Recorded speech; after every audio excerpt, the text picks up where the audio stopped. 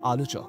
তিনি সারা বাংলাদেশের বিভিন্ন অঞ্চলে ওয়াজ মাহফিলের মাধ্যমে ইসলাম প্রচার করেন। দেশের নানা স্থানে ইসলামিক বক্তব্য দিতে তার উপর বাধা এসেছে অথবা সরকার ও প্রশাসনের অনুমতির প্রয়োজন হয়েছে। তিনি ভারত, সৌদি আরব, যুক্তরাষ্ট্র, সিঙ্গাপুর সহ নানা দেশে দাওয়াতি কাজের জন্য আমন্ত্রিত হয়েছেন। 2021 সালে মিথ্যা অভিযোগে তাকে গ্রেফতার করা হয়। আমির হামজা 1992 সালের 28 অক্টোবর কুষ্টিয়া জেলার সদর উপজেলার পাচিকাবাড়ি ইউনিয়নের 2 নং ওয়ার্ড জাবিরা ভিটায় জন্মগ্রহণ করেন। তার পিতা মোহাম্মদ রিয়াজউদ্দিন, তিনি সাধারণ একজন কৃষক ছিলেন। আমির হামজা ছোটবেলায় সর্বপ্রথম কোরআনের হিফজ সম্পন্ন করেন। এরপর তিনি কুষ্টিয়া জেলার একটি কওমি মাদ্রাসায় পড়াশোনা করে ইফতা সম্পন্ন করেন। এজন্য তাকে মুফতি উপাধি দেওয়া হয়। তবে তিনি কওমি মাদ্রাসার পাশাপাশি আলিয়া মাদ্রাসায় পড়াশোনা চালিয়ে যান। আলিয়া থেকে আলিম শ্রেণী সম্পন্ন করার পরে কুষ্টিয়া ইসলামী বিশ্ববিদ্যালয়ের ধর্মতত্ত্ব অনুষদের আল কুরআন ও ইসলামিক স্টাডিজ বিভাগে ভর্তি হন। এখান থেকেই স্নাতক ও স্নাতকোত্তর ডিগ্রি সম্পন্ন করেন মুফতি আমির হামজা। পড়াশোনা শেষে মুফতি আমির হামজা ওয়াজ মাহফিলের মাধ্যমে দাওয়াতের কাজে মনোনিবেশ করেন। 2020 সালের 24 অক্টোবর কাউন্টার টেরোরিজম ইনভেস্টিগেশন বিভাগের উপপরিদর্শক মোহাম্মদ মুখলিসুর রহমান তার বিরুদ্ধে একটি মিথ্যা ও উদ্দেশ্য প্রণোদিত মামলা করেন। তিনি দাবি করেন, হামজা নিরীহ নাগরিকদের রাষ্ট্রের বিরুদ্ধে উস্কানি দিচ্ছেন এবং জিহাদে অংশগ্রহণ করতে উদ্বুদ্ধ করছেন। 2021 সালে বাংলাদেশ পুলিশ দাবি করে এই বক্তা ওয়াজ মাহফিলে বিভ্রান্তিকর ও উগ্রবাদী তথ্য ছড়াচ্ছেন। পুলিশের এইসব অভিযোগ যে সর্বৈব মিথ্যা তা এদেশের মানুষ প্রত্যেকেই জানে। মুফতি আমির হামজা সবসময়ই ইসলামের সৌন্দর্য, শান্তির বাণী এবং সুবহান আদর্শকে প্রচারের জন্য নিরন্তর প্রচেষ্টা চালিয়ে যাচ্ছেন। 2021 সালের 24 মে পুলিশের কাউন্টার টেরোরিজম ইউনিট তাকে নিজ গ্রাম কুষ্টিয়ার জাবিরা ভিটা থেকে গ্রেফতার করে। তাকে রাষ্ট্রবিরোধী অভিযোগে সন্ত্রাস বিরোধী একটি মামলায় গ্রেফতার করা হয়। গ্রেপ্তারের পর জিজ্ঞাসাবাদের জন্য 5 দিনের রিমান্ডে নেওয়া হয়। গ্রেপ্তারের পর 31 মে তিনি কাশিমপুর কারাগারে বন্দী ছিলেন। তিনি 925 দিন কারাগারে থাকার পর 2023 সালের 7 ডিসেম্বর জামিনে মুক্তি লাভ করেন। 2024 সালের 28 মার্চ তার বিরুদ্ধে চার্জশিট দাখিল করা হয়। বলা হয়, তিনি জননিরাপত্তার অবনতি ও ইসলামী শরিয়াহ আইন প্রতিষ্ঠার জন্য কাজ করেছেন। 21 আগস্ট 2024 সালে সিঙ্গাপুরের স্বরাষ্ট্র মন্ত্রণালয়ে তার বিরুদ্ধে বিনা অনুমতিতে অভিবাসী শ্রমিকদের মধ্যে ওয়াচ করার অভিযোগ করেন এবং তদন্ত শুরু করে। মন্ত্রণালয়ে আরও বলা হয়, তিনি শ্রমিকদের মধ্যে চরমপন্থী শিক্ষার প্রসার করেছিলেন। মুফতি আমির হামজার বিরুদ্ধে এইসব অভিযোগ দেশে এবং বিদেশের মাটিতে এনেছে ফ্যাসিবাদী অপগোষ্ঠীর সমর্থকরাই। তারা চেয়েছে মুফতি আমির হামজার কণ্ঠকে রুদ্ধ করে দিতে। কিন্তু মুফতি আমির হামজা ইসলামের সৌন্দর্যকে প্রচারের জন্য সবসময় দৃঢ় চেতা ও অনড় থেকেছেন বলে অবশেষে সত্যেরই জয় হয়েছে।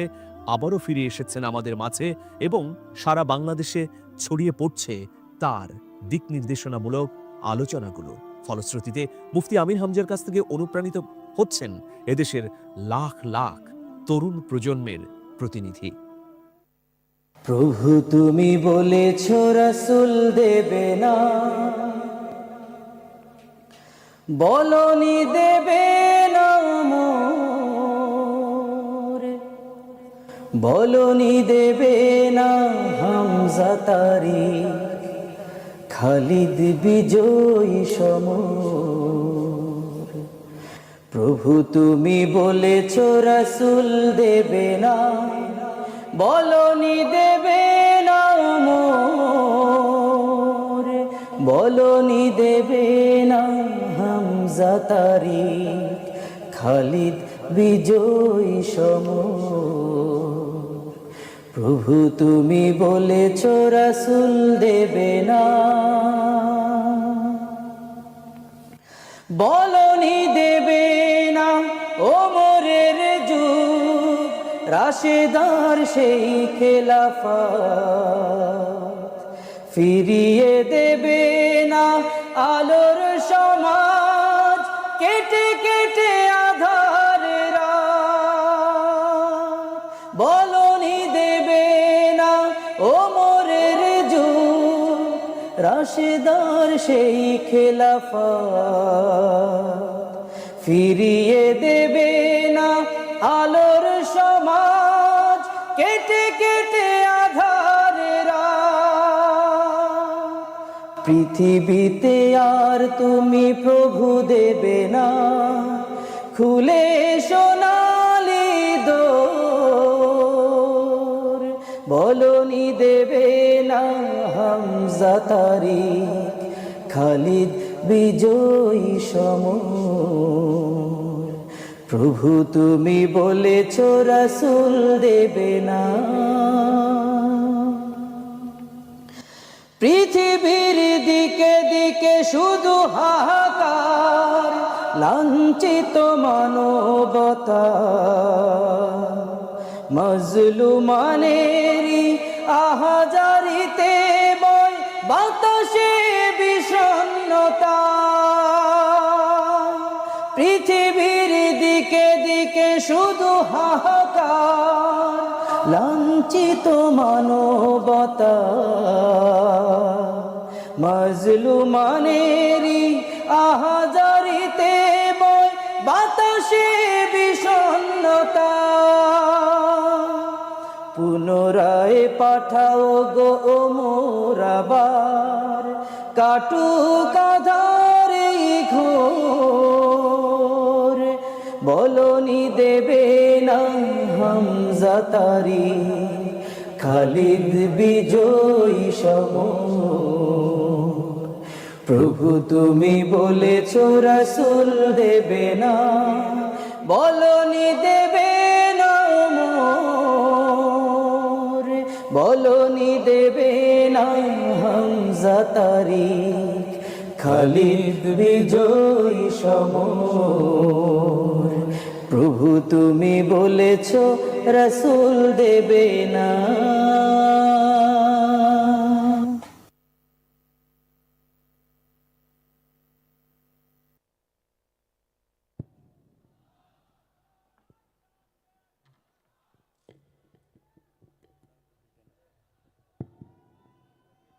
সাহস নিয়ে দাঁড়িয়েছ তাই, মুক্ত হয়েছে জামিন, সাহস করে দাঁড়ালে আর একবার কায়েম হয়ে যাবে দিন। নয় নয় নয় আর কোনো ভয়, আনতে হবে দিনের বিজয়, দিনের বিজয়। মানুষের সাথে যারা করেছে দুশ্মনী, করেছে বাড়াবাড়ি, দেশের বুকে তাদের হয়নি তো জায়গা, যেতে হলো মামার বাড়ি। মানুষের সাথে যারা করেছে দুশ্মনী, করেছে বাড়াবাড়ি, দেশের বুকে তাদের হয়নি তো জায়গা, যেতে হলো মামার বাড়ি। তাই নয় নয় নয় আর কোনো ভয়, আনতে হবে দিনের বিজয়, দিনের বিজয়। অসংখ্য ধন্যবাদ। আপনারা কি কল্পনা করতে পারেন যে মানুষটি আপনাদের সামনে তাফসীর করবেন, তিনি 3000 দিন জেল খেটেছেন? আমরা একদিন জেলে যেতে ভয় পাই, লুকিয়ে থাকি, মিথ্যা বলি, ফ্যাসিবাদের কাছে মাথা নত করি, কিন্তু 3000 দিন। আমরা তো অনেকবার শুনেছি আরব্য রজনীর 1000 দিনের গল্পের কথা, কিন্তু আজকে যিনি এই ময়দানে আমাদের সামনে উপস্থিত হয়েছেন, তিনি 3000 দিন কারারুদ্ধ ছিলেন। ফ্যাসিবাদ তাকে অন্যায়ভাবে জুলুম করে কারাগারে অবরুদ্ধ রেখেছিল, কিন্তু পবিত্র কোরআনেরই তো ঘোষণা, মিথ্যা অপসৃত হবে, সত্য উদ্ভাসিত হবে। সেই ঘোষণা সত্যই প্রমাণিত হয়েছে। আজ আবার ফিরে এসেছেন ওয়াজের ময়দানে ইসলামিক স্কলার মাওলানা মুফতি আমির হামজা। আমরা ফিরে পেয়েছি, আমরা আরেকবার স্লোগান ধরি, মুফতি আমির হামজার আগমন, শুভেচ্ছা স্বাগতম, হামজা ভাইয়ের আগমন। সম্মানিত স্কলারের প্রতি বিনীত আহ্বান জানাচ্ছি তাফসির শুরু করবার জন্য। এখন পবিত্র কোরআন থেকে তাফসির করবেন বাংলাদেশের জনপ্রিয় ইসলামিক স্কলার, ইসলামিক পণ্ডিত এবং আমাদের প্রিয় অভিভাবক মাওলানা মুফতি আমির হামজা হুজুর। নারায়ে তাকবীর। একটুখানি আমাদের লাস্ট পর্যন্ত এপাশ ওপাশ আমরা দর্শক, আমাদের ভাই বুঝতে পারছেন যে অনেক লোক, একটু ফ্ল্যাশ লাইট জ্বালাবো আপনাদের 1 মিনিট টাইম, 1 মিনিট। আমরা দেখতে চাই কোন পর্যন্ত আজকে হামজা ভাইয়ের জন্যে তাওহিদি জনতার এই জনস্রোত আজকে আমরা চারিদিকে দেখতে চাই। নারায়ে তাকবীর, নারায়ে তাকবীর। আল কোরআনের আলোক, আল হাদিসের আলোক, আমার নেতা তোমার নেতা হামজা ভাইয়ের আগমন যশোরবাসীর পক্ষ থেকে, খুলনাবাসীর পক্ষ থেকে লিল্লাহে তাকবীর। আসসালামু আলাইকুম ওয়া রাহমাতুল্লাহি ওয়া বারাকাতুহু।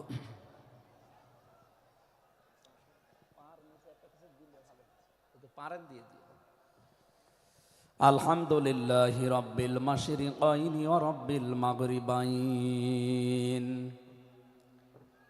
আল্লাযী খালাকা কুল্লা শাইইন যাওজাইন ওয়া আওজাবা আলাইনা লিইহসানা বিল ওয়ালিদাইন ওয়া নাশহাদু আল্লা ইলাহা ইল্লাল্লাহু ওয়াহদাহু লা শারীকা লাহু ওয়া আশহাদু আন্না মুহাম্মাদান আবদুহু ওয়া রাসূলুহু সাইয়্যিদুল কাওনাইন সাল্লাল্লাহু আলাইহি ওয়া আলা আলিহি ওয়া আসহাবিহি ওয়া আতবাইহি আজমাইন লাইলা ওয়া নাহারান ফিত তারফাইন। فقد قال الله تعالى في كلامه المجيد وبرهانه التوحيد জবান খুলে পড়ে না আউযু বিল্লাহি মিনাশ শাইতানির রাজিম বিসমিল্লাহির রহমানির রহিম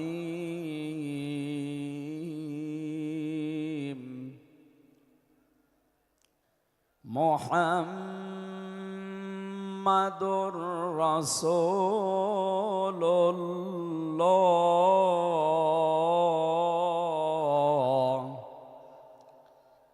والذين معه أشداء على الكفار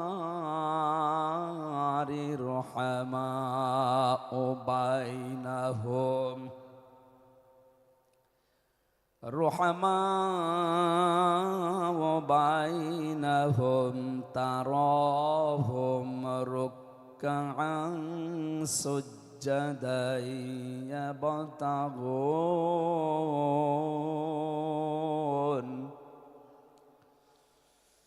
يبتغون فضلا من الله ورضوانا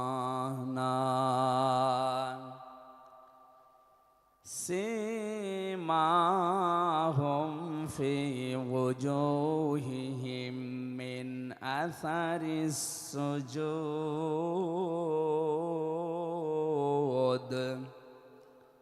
ذلك مثلهم في التوراة ومثلهم في الإنجيل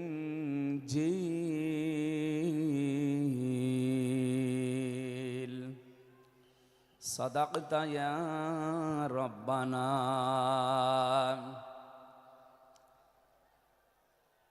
عن أبي هريرة رضي الله تعالى عنه قال قال النبي صلى الله عليه وسلم من أحب لله وأبغض لله وأطاع لله ومنع لله فقد استكمل الإيمان রাহু মুসলিম। ওয়ামা যাদাহুম ইল্লা ঈমানা ওয়া তাসলিমা। আল্লাহুম্মা সাল্লি আলা মুহাম্মাদ ওয়া আলিহি ওয়া আসহাবিহি ওয়া বারিক ওয়া সাল্লিম। আল্লাহুম্মা সাল্লি আলা মুহাম্মাদ ওয়া আলিহি ওয়া আসহাবিহি ওয়া বারিক ওয়া সাল্লিম। আল্লাহুম্মা সাল্লি আলা মুহাম্মাদ ওয়া আলিহি ওয়া আসহাবিহি ওয়া বারিক ওয়া সাল্লিম। আলহামদুলিল্লাহ, বাংলাদেশের ঐতিহ্যবাহী জেলা যশোর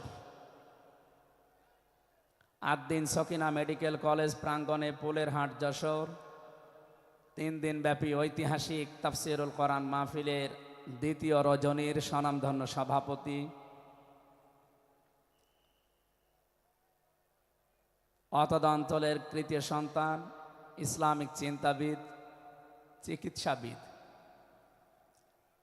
মরহুম শেখ আকিজউদ্দিন, তার বড় সন্তান আলহাজ ডাক্তার শেখ মহিউদ্দিন, আতালাল্লাহু উমরাহু ওয়া বারাকাল্লাহু ফি হায়াতি, বলেন আমিন। এ মাহফিলে এতক্ষণ যিনি কথা বললেন ইসলামিক চিন্তাবিদ, মুফাসসিরে কোরআন ছোট ভাই মাওলানা রফিকুল ইসলাম মাদানী দামাত বারকাতুহুমুল আলিয়া। আগামীকাল যিনি আসবেন বিশ্বনন্দিত মুফাসসিরে কোরআন, ইসলামিক চিন্তাবিদ, বাংলাদেশের কৃতি সন্তান ডক্টর মিজানুর রহমান আজহারি দামাত বারকাতুহুমুল আলিয়া। আগামীকাল আসবেন আলেমদের মাথার তাজ, ইসলামিক চিন্তাবিদ, মুফাসসিরে কোরআন জনাব শাইখ আহমদুল্লাহ, আতালাল্লাহু উমরাহু ওয়া বারাকাল্লাহু ফি হায়াতি, সকলে বলেন আমিন। গতকাল এখানে যিনি আলোচনা রেখেছেন শাইখুল হাদিস ইবনে শাইখুল হাদিস, আমার কারাগারের সাথী, ইসলামিক চিন্তাবিদ, শিক্ষাবিদ, মুফাসসিরে কোরআন আল্লামা মামুনুল হক হাফিজাহুল্লাহ।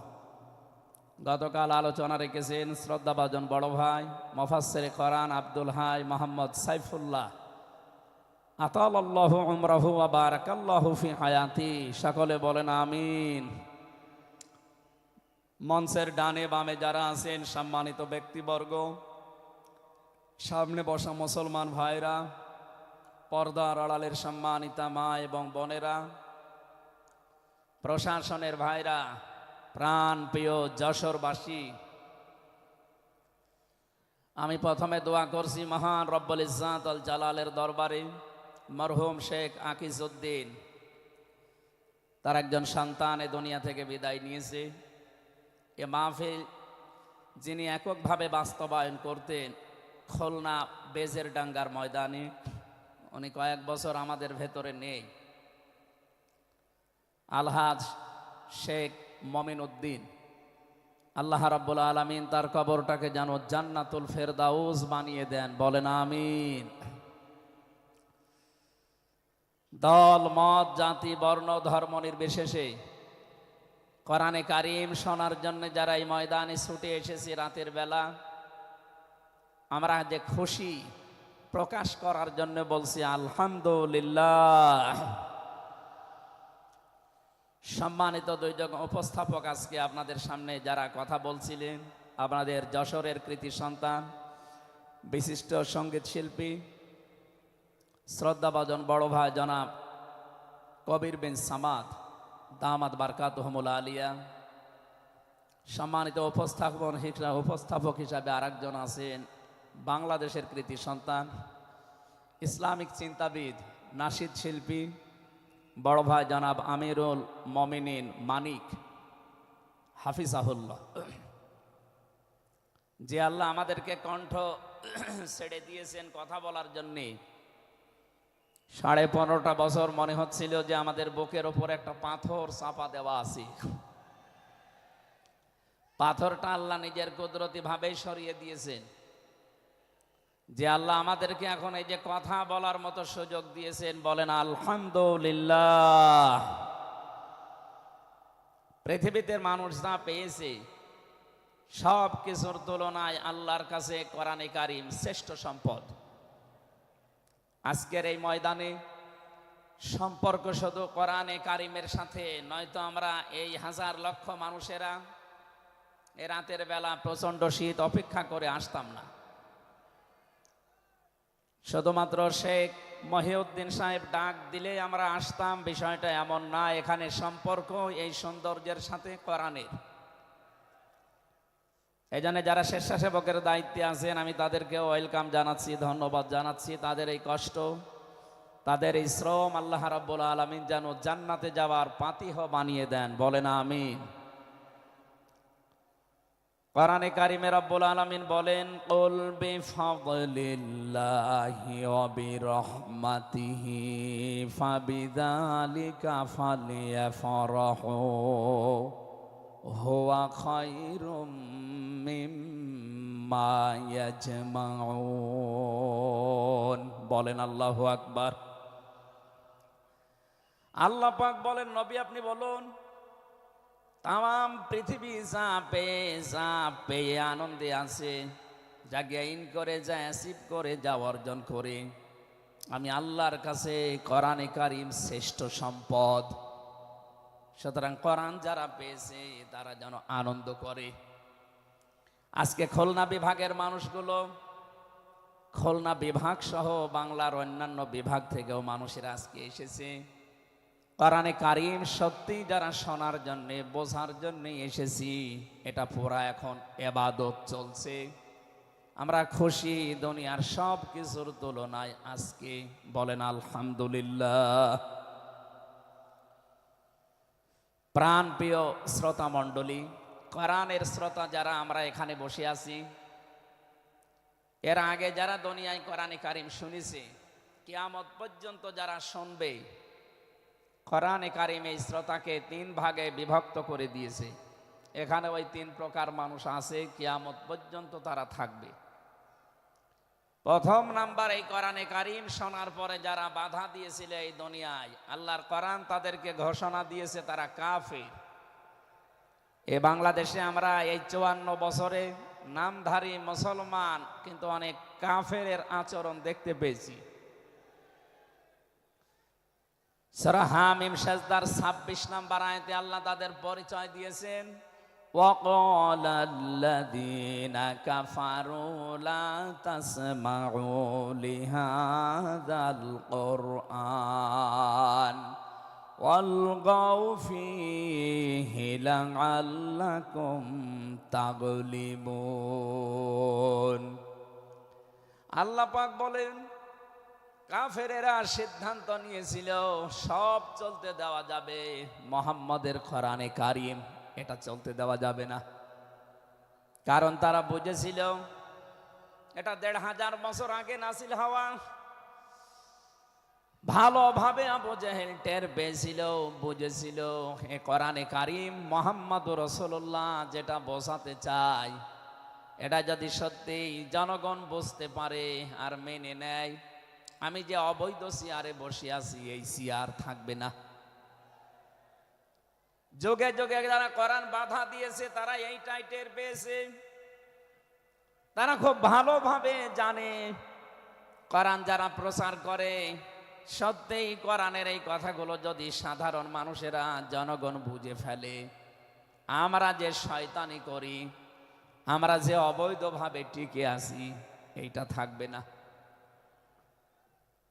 এই জন্যে বাস্তবতা হচ্ছে কোরআন শুনলে বাধা দেবে এরা 1 নাম্বারে কাফের। আমরা জানি কাফের মারা গেলে জানাজা হয় না, হয়? বলেন বলেন। কাফেরের জন্য দোয়া করাও জায়েজ নেই। আল্লাহ রাব্বুল আলামিন বলেন, মা কানা লিন-নাবিয়্যি ওয়াল্লাযীনা আমানু আইয়াস্তাগফিরু লিল মুশরিকিন ওয়ালাউ কানু উলি কুরবা মিন বা'দি মা তাবায়্যানা লাহুম আন্নাহুম আসহাবুল জাহিম। সূরা তাওবা 113 নম্বর আয়াতে আল্লাহ জানিয়েছেন, হযরত ইব্রাহিম আলাইহিস সালাম সম্পর্কে যদিও আয়াতটা নাযিল হওয়া তামাম দুনিয়ার মানুষকে উদ্দেশ্য করা এই আয়াত দিয়ে, হে নবী, কোন নবীর জন্যে কোন ইমানদারের জন্যে এটা জায়েজ না, শোভনীয় না, উচিত না যে কোনো মুশরিক মারা গেলে তার জন্য আল্লাহর কাছে সে ক্ষমা চাবে, ইস্তেগফার করবে। ওয়ালাউ কানু লিকুরবা, আল্লাহ পাক বলেন যদিও এটা নিজের নিকট আত্মীয় হয়, মা তাবাজ্জানা লাহুম আন্নাহুম আসহাবুল জাহিম, যার প্রতি এটা প্রমাণ হয়ে গেছে যে লোকটা জাহান্নামে যাবে, যার কাজকর্ম, যার ঈমান আমল আকীদা দেখে টের পাওয়া যায়, এইরকম মানুষের জন্য কোনো ঈমানদার না কোনো নবীর জন্যও দোয়া করা, ইস্তেগফার করা জায়েজ নেই। বলেন নাউজুবিল্লাহ। একজন নবীকে যদি আল্লাহ এই কথা বলতে পারেন, আমি আয়াতের ব্যাখ্যায় পড়েছি মুহাম্মদুর রাসূলুল্লাহ সাল্লাল্লাহু আলাইহি ওয়াসাল্লামের নিজের আপন চাচা আবু তালিব, এই লোকটা যখন মারা যাচ্ছিল, বিশ্ব নবী নিজে তার কাছে গিয়ে বললেন, ইয়া আম্মি আবি তালিব, কুল লা ইলাহা ইল্লাল্লাহ হাজ্জুল লাকা ইনদাল্লাহি ইয়াউমাল কিয়ামাহ, বুখারী শরীফের হাদিস। ডাক দিয়ে বললেন, হে চাচা, জোরে বলা লাগবে না, আওয়াজগুলো শুধু আমার কানের কাছে মুখটা নিয়ে আস্তে করে আপনি বলেন, লা ইলাহা ইল্লাল্লাহ, জোরে লা ইলাহা ইল্লাল্লাহ, লা ইলাহা ইল্লাল্লাহ,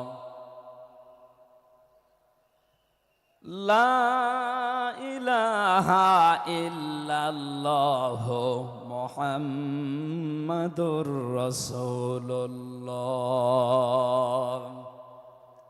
আপনি শুধু আল্লাহর একাত্মবাদের স্বীকৃতি দেন আমার কানের কাছে, রিসালাতের ঘোষণাটা দেওয়া লাগবে না, শুধু আল্লাহর ঘোষণাটা আমার কানের কাছে শোনান, কিয়ামতের দিন আমি আপনার জন্য আল্লাহর দরবারে ঝগড়া করে জান্নাতে নিয়ে যাব। পাশে যারা দাঁড়িয়েছিল তাদের কারণে লোকটা পড়তে পারে নাই, নবীজির মন খারাপ হয়ে গেল। সঙ্গে সঙ্গে সূরা কসসের 56 নাম্বার আয়াত নিয়ে ফেরেশতা জিবরাইল হাজির হয়ে গেছে। ইন্নাকা লা তাহদি মান আহবাবতা ওয়ালাকিন্নাল্লাহা ইয়াহদি মাইয়াশা ওয়া হুয়া আ'লামু বিল মুহতাদিন। আল্লাহ পাক বলেন, হে নবী, আপনি যাকে ভালোবাসেন, যাকে পছন্দ করেন, যাকে মনে করবেন আপনি হেদায়েত দেবেন না, আপনি পারবেন না, কারণ হেদায়েত আমি আল্লাহ আপনার হাতে দেইনি, হেদায়েত আমি আল্লাহ নিজের হাতে রেখে দিয়েছি। আমি আল্লাহ যাকে ইচ্ছা তাকে এটা দান করি, আর আমি আপনার চাইতে ভালো জানি যে হেদায়েত পাবে কে। জেলখানার ভেতরে 3টা বছর আল্লামা মামুনুল হক হাফিজাহুল্লাহ, আমরা দুইজন এক জায়গায় ছিলাম। সকালে এবং দুপুরের খাবার আমরা এক জায়গায় খেতাম। মাঝে মাঝে আমারে বলতেন যে, হামজা, বাইরে যদি আল্লাহ নিয়ে যায় কোনোদিন কাফেরের জানাজায় যাব না, পড়াবো না। আমারে বারবার জিজ্ঞাসা করেছি, ভাই আপনি কাফের পান কোথায়? বাংলাদেশে তো সেরকম কাফের আমরা দেখি না। উনি আয়াতটা আমাকে শুনিয়ে বলেছিলেন, কাফের তো তারা যারা আল্লাহর কোরআনে বাধা দেয়। সুতরাং এই দেশে যারা কোরআনে বাধা দেবে সে ডাইরেক্ট হোক ইনডাইরেক্ট হোক, সূরা হামিম সেজদার 26 নম্বর আয়াতের দলিল অনুযায়ী লোকটা কাফের। কাফেরের জানাজা পড়া কিন্তু হারাম। আমার মনে হয় এখন দেশের অবস্থা যা, আমরা যদি এই সিদ্ধান্তে উপনীত হতে পারি যে কাফেরের জানাজা বন্ধ হয়ে যাবে, আগামীতে কোরআনে কারিম বাধা দেওয়ার মতো সাহস অনেকেই করবে না। কোরআনে কারিমের শ্রোতা 1 নম্বরে পেলাম যারা কাফের। এ 15.5 বছর থেকে শুরু করে 54 বছর আমরা যা দেখলাম, অনেকেই কিন্তু ডাইরেক্ট ইনডাইরেক্ট বাধা দিয়েছেন। এখনো যদি ওইরকম মানুষ থাকেন এই দেশে, আপনি তাওবা করবেন, আপনি সংশোধিত হয়ে যাবেন। আর যেহেতু এখন সংস্কার চলছে, আপনি নিজেকেও সংস্কার করে নেবেন। কোরআনের শ্রোতা হিসাবে আমরা 2 নম্বরে পেয়েছি তাদের নাম। আল্লাহ রাব্বুল আলামিন বলেন, ওয়াইদা কিলা লাহুম তাআলাউ ইলা মা আনজালাল্লাহু ওয়া ইলার রাসূলি রাআইতাল মুনাফিকিনা ইয়াসুদ্দুনা আনকা সুদুদা। সূরা নিসার 61 নম্বর আয়াতে আছে, হে নবী, মানুষদেরকে আপনি যখন বলবেন আসো আল্লাহর বিধানের দিকে আসো, রাসূলের জীবনের দিকে আসো, আপনি দেখতে পাবেন অনেক মানুষ শুনতেও আসবে কোরআন, আপনার কথাও শুনতে আসবে। কিন্তু যখন দেখবে যে এগুলো কোরআনের সাথে আমাদের জীবনের মিল নেই, রাসূলের এই আদর্শের দিকে ডাকে, এগুলোর সাথে বাস্তবতা আমাদের মেলে না, রাআইতাল মুনাফিকিনা ইয়াসুদ্দুনা আনকা সুদুদা, আপনি দেখতে পাবেন ও মানুষগুলো আস্তে করে আপনার কাছ থেকে পেছন ফিরে কেটে পড়ছে। বলেন নাউজুবিল্লাহ।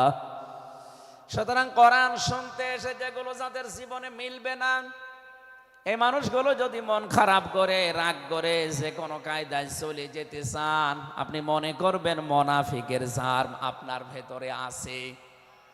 আল্লাহ আমাদের হেফাজত করুন, বলেন আমিন। 3 নাম্বার শ্রোতার বর্ণনা পেয়েছি সূরা আনফালের 2 নম্বর আয়াতে। আল্লাহ পাক বলেন, ইন্নামাল মুমিনুনা আল্লাযীনা ইযা যুকিরাল্লাহু ওয়াজিলাত কুলুবুহুম ওয়া ইযা তুলিয়াত আলাইহিম আয়াতুহু যাদাতুহুম ঈমানা ওয়া আলা রাব্বিহিম ইয়াতাওয়াক্কালুন। চিৎকার করে বলেন আল্লাহু আকবার। আল্লাহ পাক বলেন, আমার দৃষ্টিতে তো কোরআনের শ্রোতা আসল এবং মুমিন তারা, যাদের সামনে আমার নাম উচ্চারণ হলে তাদের অন্তরাত্মা কেঁপে ওঠে, আমার আয়াতগুলো তাদের সামনে তেলাওয়াত হলে এ মানুষগুলোর ঈমান ভেতরে যা আছে এটা আরো বেড়ে যায়। এখানে যাদাতুহুম ঈমান আর ব্যাখ্যায় আমি দেখেছি, শরীরের পশমগুলো দেখবেন আপনি হঠাৎ খাড়া হয়ে যাবে, বাম স্তনের 2 আঙ্গুল নিচে একটা গোস্তের টুকরা আছে, ওটা কাঁপবে, কাঁপাকাঁপি করবে, একটা অনির্বচন শোক আপনি আলাদা অনুভব করবেন। এই 3টা যদি এখন আমাদের ভেতরে তৈরি হয়, আলা রাব্বিহিম ইয়াতাওয়াক্কালুন, বাড়ি যাওয়ার আগে এই সিদ্ধান্ত নিয়ে যাওয়া যাবে যে আল্লাহ ছাড়া আর কারো উপরে আমরা ভরসা করি না। বলেন সুবহানাল্লাহ। এই 3টা আয়াত দিয়ে আমি বোঝাতে চেয়েছি কাফের কারা, মুনাফিক কারা, আল্লাহর দৃষ্টিতে মুমিন কারা। 3 নাম্বার এই তরিকায় যদি আমরা এই 3টি গুণ অর্জন করতে পারি, আজকে আল্লাহর কথাগুলো শুনলে আপনার ভেতরে কাঁপ ধরবে।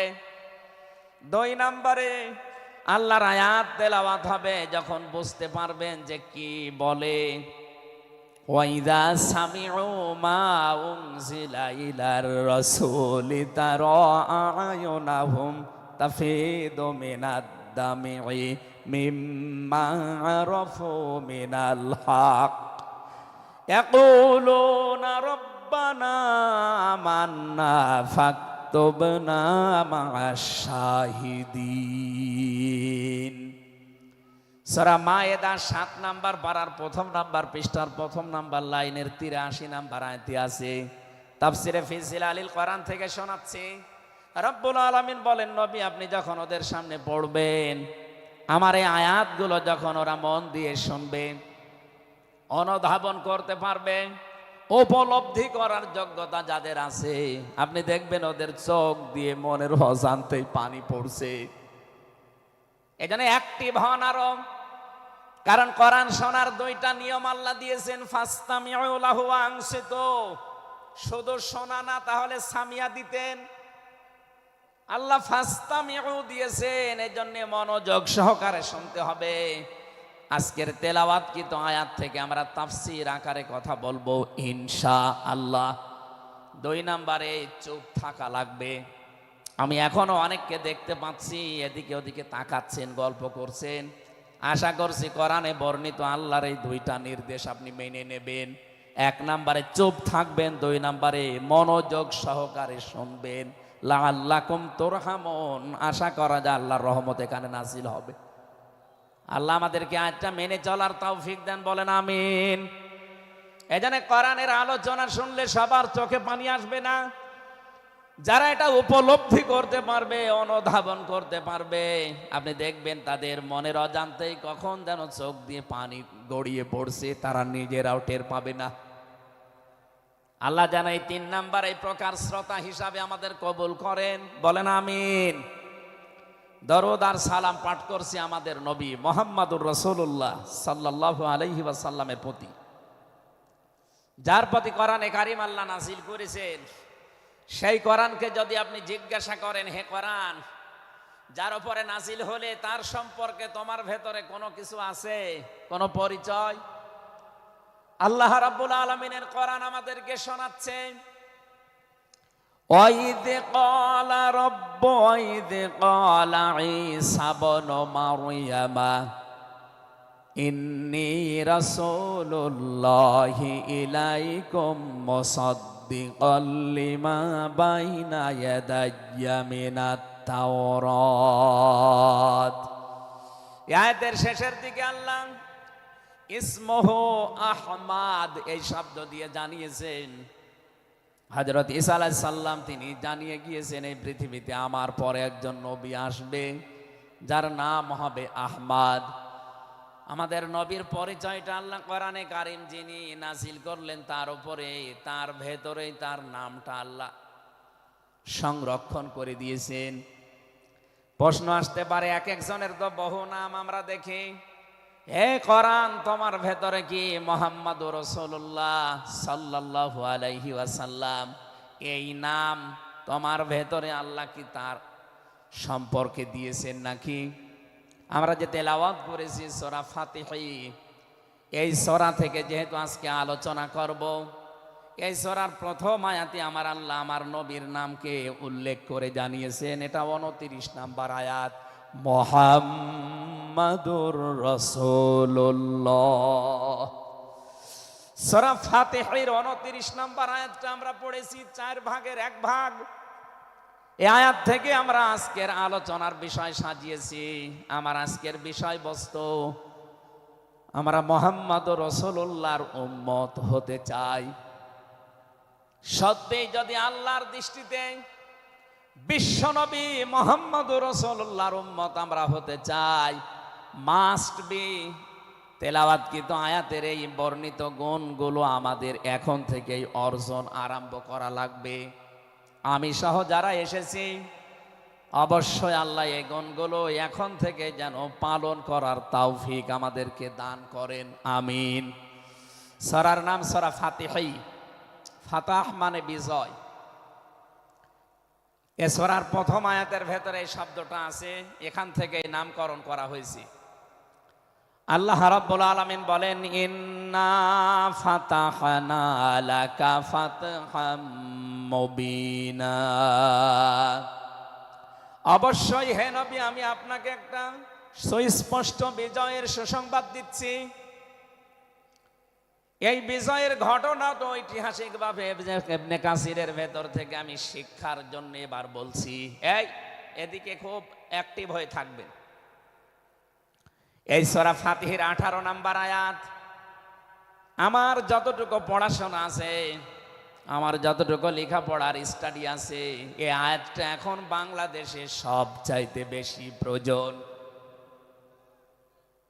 সূরা ফাতিহা 18 নম্বর আয়াত। যে যেখানে আছেন, দাঁড়িয়ে আছেন, বসে আছেন, শুয়ে আছেন, কান এবার খাড়া করে দেন।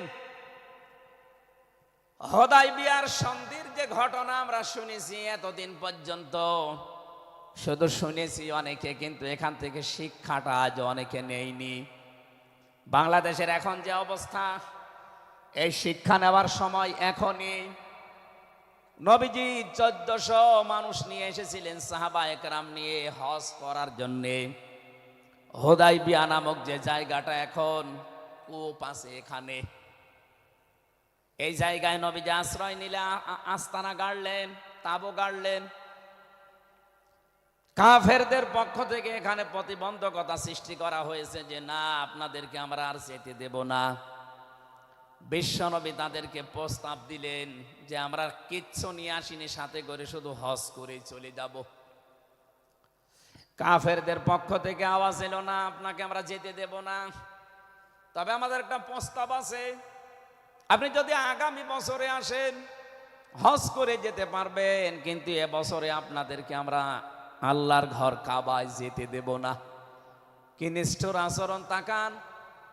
আল্লাহ পাকের নবী আল্লাহর ঘর তাওয়াফ করবে, বাধা দিচ্ছে যারা আল্লাহকে বিশ্বাস করে না তারা। এ বাংলাদেশে 50টা বছর কোরআনে কারিম প্রচার করেছে যারা, কোরআনের পাখি শহীদ আল্লামা দেলাওয়ার হোসাইন সাইদি রহমতুল্লাহ আলাইহি, তার নামে মামলা দেওয়া হয়, কেস দেওয়া হয়, তিনি নাকি ধর্মীয় অনুভূতিতে আঘাত দিয়েছে। আমার তো মনে হয় 1500 বছর আগে নবীজিকে যারা বাধা দিয়েছিল আল্লাহর ঘর কাবায় হজ করতে দেবে না, 1500 বছর পরে যেন তাদের প্রেতাত্মারাই ফিরে এসেছে। আল্লাহর নবী বললেন ঠিক আছে, ওসমানকে পাঠালাম। হযরত ওসমান ইবনে আফফান রাদিয়াল্লাহু তাআলা আনহু তিনি গেলেন।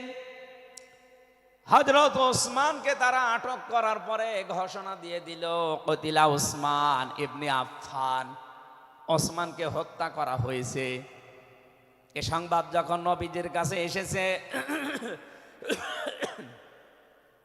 যশোরবাসী খুব খেয়াল করেন, এখানে হযরতে ওসমানকে তারা হত্যা করার ঘোষণা দিয়ে মিথ্যা একটা সংবাদ পাঠিয়ে দিয়েছে নবীজির কাছে। নবীজি সাহাবায়ে কেরামকে বললেন, যারা ইহরামের কাপড় পরে এসেছিলে সব এখন খুলে ফেলো। সাহাবায়ে কেরাম বলেন, হে রাসূল, ইহরামের কাপড় খুললে হজ? বলে হজ আগামী বছর। বাংলার মুসলমানেরা, আমি কেন বলছি এই আয়াতটা 2-1 মিনিট পরে আপনি টের পাবেন। দ্বিতীয় নম্বর, নবীজি বললেন আজকে রমজান মাস, এটা এ রমজান মাসের এখন আর আধা ঘন্টা 1 ঘন্টার সময় আছে মাত্র ইফতারি করার, এখনই ভেঙে ফেলো, ইফতারি করে ফেলো। দরকার আগামীতে রোজা আবার রমজানের সিয়াম আবার করে দেওয়া যাবে। যে 2টা সিদ্ধান্ত নিলেন 2টাই ফরজ, একটা রোজা একটা হজ। নবীজি কিন্তু জানতেন ইহরামের কাপড় খুলে ফেললে হজ ভেঙে যাবে, আর একটু পরেই তো ইফতারি করলে রোজাটা হয়ে যায়। বিশ্ব নবী বলেন না এক্ষুনি রোজা ভেঙে ফেলো।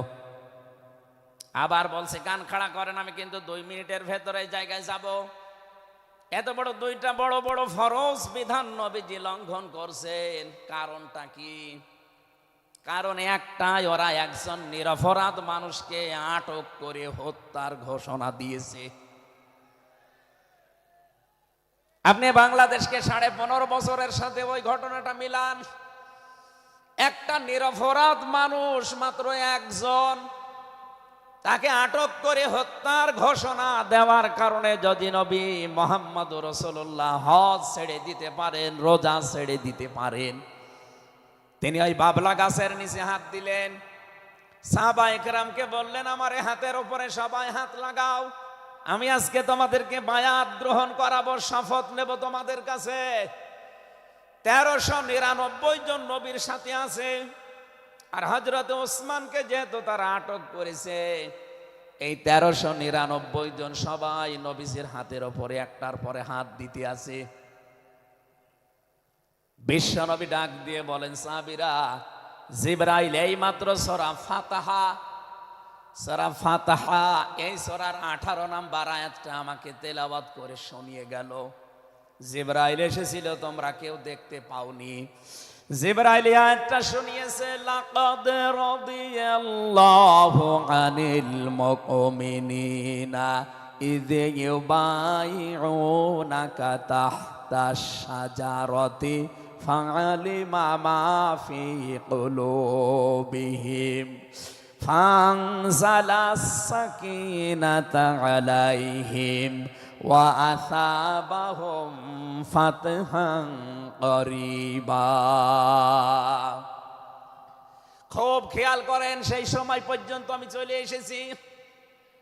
নবীজি নিজের বাম হাতটা সাহাবায়ে কেরামদের উপরে রেখে বললেন, সাহাবীরা, আজকের এই বায়াতের উপরে, শপথের উপরে আল্লাহ পাক নিজেই জানিয়েছেন যে তিনি রাজি হয়ে গেছেন।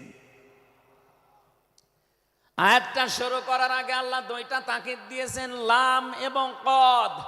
লাকাদ রাদিয়াল্লাহু আনিল মুমিনিন। আল্লাহ পাক বলেন, আমি নিজে মুমিনদের উপরে অবশ্যই অবশ্যই রাজি হয়ে গেছি। রাজি হব না, হয়ে গেছি। তাহতা শাজারাতি, এই গাছের নিচে আপনার হাতের উপরে যারা হাত দিয়ে আজকে শপথ বাক্য পাঠ করছে যে ওসমান হত্যার বদলা না নিয়ে কেউ মদিনায় ফেরত যাবে না, আমি আল্লাহ তাদের মনের খবর যেহেতু জানি, ফাআলিমা মা ফি কুলুবিহিম, তারা যে শপথ নিচ্ছে এটা কিন্তু লোক দেখানোর জন্য না, এটা মন থেকেই। ফানজালাস সাকিনাতা আলাইহিম, তাদের উপরে আমি আল্লাহর প্রশান্তি নাযিল হয়ে গেছে অলরেডি। ওয়া আসাবাহুম ফাতাহান করিবা, তাদেরকে আমি আসন্ন একটা বিজয়ের সুসংবাদ দিচ্ছি। সুতরাং এই বায়াতের রিদওয়ানের উপরে যেহেতু সবাই হাত দিয়েছে, ওসমানের হাতটা এখানে নেই, হে নবী আপনার বাম হাতটা উপরে তুলে ধরেন, এইটাই আমি ওসমানের হাত হিসাবে মেনে নিলাম। তার মানে 1400 মানুষের উপরে আমি আল্লাহ অলরেডি রাজি হয়ে গেছি। আমার মুসলমান ভাইরা, এবার আমি খেয়াল করার জন্য আর একবার বলছি, এইটা বলার জন্য আমি এতক্ষণ ঘুরছিলাম। একটা নিরপরাধ মানুষকে ওরা মিথ্যা তথ্য ছড়িয়েছে যে আটক করা হয়েছে, মেরে ফেলা হয়েছে, হত্যা করা হয়েছে। নবীজি একজন মানুষের জীবনের বদলা নেওয়ার জন্য 1400 মানুষকে তিনি বায়াত করাচ্ছেন, শপথ বাক্য পাঠ করাচ্ছেন। একটু খেয়াল করেন তো, একজন মানুষের জীবনের জন্য জীবন দিতে প্রস্তুত 1399 জন, আর নবী সহ। এমন বাক্য তিনি পাঠ করিয়েছেন, এমন শপথ নিয়েছেন যে আল্লাহ অলরেডি রাজি হয়ে আয়াত নাজিল করছেন। নবীজি বললেন ওরা ওসমানকে হত্যা করেছে, ওসমান একজন নিরপরাধ মানুষ। একটা নিরপরাধ মানুষকে বিনা কারণে আটক করে হত্যা করেছে, ওদের কোনো ক্ষমা নেই। আমরা আজকে এই 1400 মানুষ শপথ নিলাম, ওদেরকে হত্যার প্রতিশোধ না নিয়ে আমরা কোনোদিন আর মক্কা মদিনায় ফেরত যাব না। আমার তো মনে হচ্ছে বাংলাদেশে এখনো বহু মানুষ বিনা কারণে যাদেরকে হত্যা করা হয়েছে, নিরপরাধ মানুষগুলোকে ফাঁসির কাস্টে ঝোলানো হয়েছে, কত মানুষকে মৃত্যুর দিকে ঠেলে দিয়েছে। এখনো জিন্দা শহীদ জনাব এটিএম আজহারুল ইসলাম এখনো জেলখানায় পচতেছে। বানানো বিচার ব্যবস্থা, বানানো বিচারপতি, নিজেদের উকিল, নিজেদের পিপি, নিজেদের সাক্ষী, নিজেদের রায় সব দিয়ে একটা মানুষকে আর 17 বছর আপনি আটক করে রেখেছেন। আমার তো মনে হয় এখন সময়ের দাবি, সূরা ফাতিহা থেকে যেহেতু তাফসীর শুনছেন, আজ এই বাংলার 18 কোটি জনগণের উপরে যদি আল্লাহ পাক খুশি হতে চান, এই নিরপরাধ মানুষগুলোকে জেলখানা থেকে মুক্ত করা লাগবে।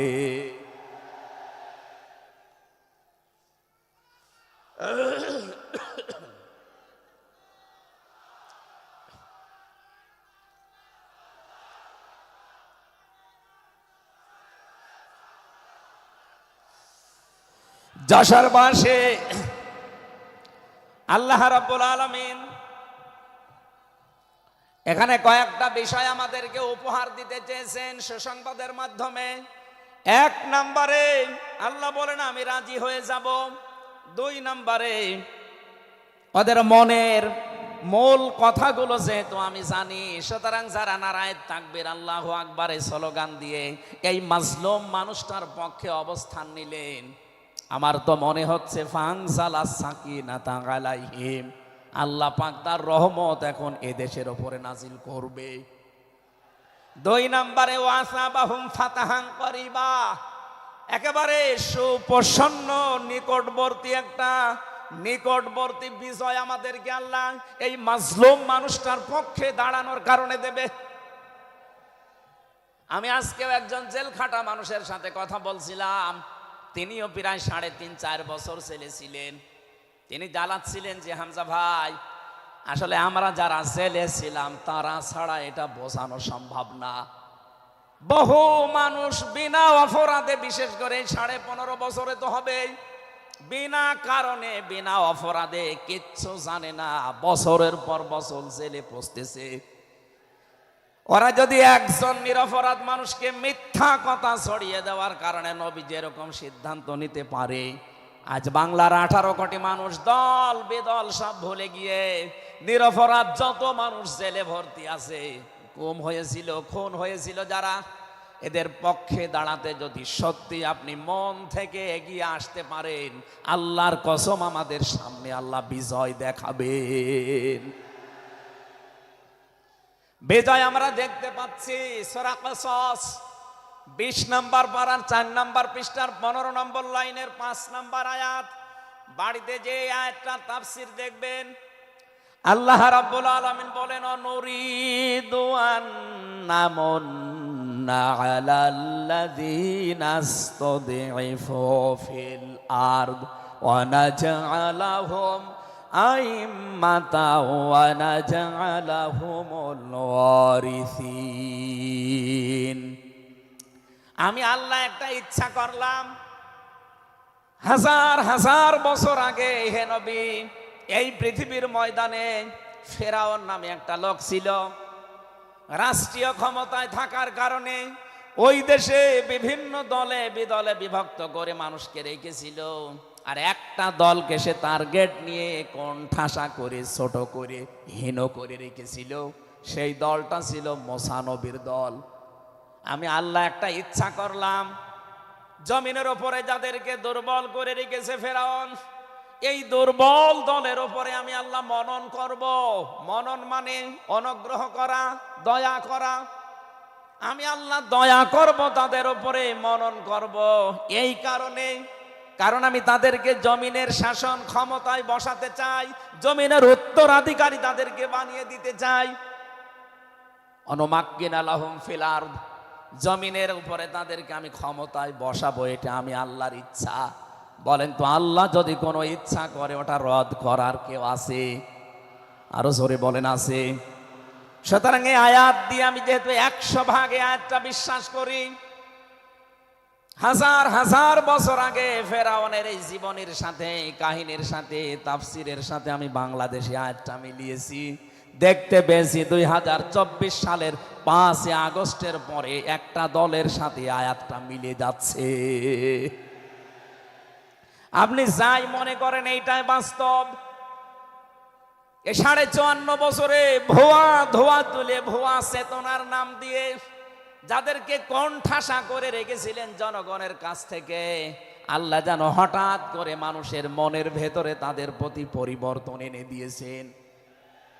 আল্লাহ পাক যেন এই মানুষগুলোকে একটা মনন করেছেন, একটা দয়া দেখিয়েছেন। ওয়ানাজআলাহুম আইম্মাতান, জমিনের ইমাম তাদেরকে যেন আল্লাহ দিনের পর দিন বানিয়ে দিচ্ছে। তাদের আচার ব্যবহার, তাদের চরিত্র, তাদের ব্যবহার, তাদের মাধুর্যতা, তাদের যে ইখলাস, এগুলো দেখছে আমার আল্লাহ দিনের পরে দিন জমিনের ইমাম তাদেরকে আল্লাহ বানাচ্ছেন। ওয়ানাজআলাহুমুল ওয়ারিসিন, আয়াতের শেষের কথা, আল্লাহ তাদেরকে জমিনের ওয়ারিস বানিয়ে দেবেন। যেহেতু আল্লাহর সিদ্ধান্ত রদ করা যায় না, ফাআলুল লিমা ইউরিদ, তিনি যা ইচ্ছা তাই করেন। ইন্নামা আমরুহু ইযা আরাদা শাইআন আইয়াকুলা লাহু কুন ফায়াকুন।